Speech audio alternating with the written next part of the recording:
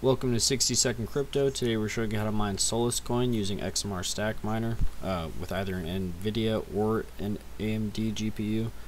So first thing, we're going to want to download the Solacecoin wallet. This is a brand new coin. It's still CPU mineable. I believe the idea behind it is that they donate a portion of what's mined by everybody to charity. So go ahead and download the latest version of the wallet.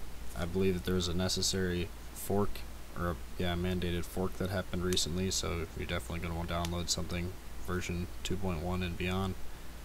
After you've downloaded that, open your XMR Stak wallet. I've got a separate tutorial on how to install XMR Stak in the description if you don't know how to do that already.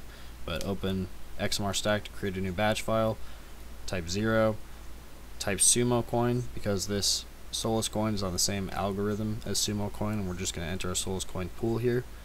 So go to the Solacecoin Lucky Pool link in the description, hit support, getting started, and then if you scroll down, they'll have a link for your GPU or CPU style using XMR Stak, and then you're going to copy the pool address listed inside of that, paste it into your XMR Stak, and then for the username, we're going to have to go back and extract the Solacecoin wallet we just downloaded.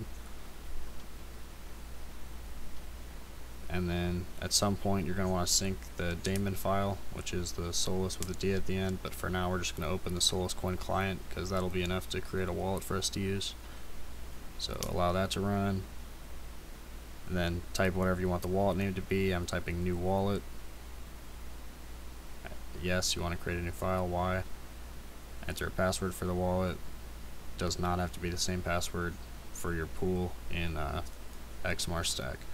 So yeah, type your corresponding language.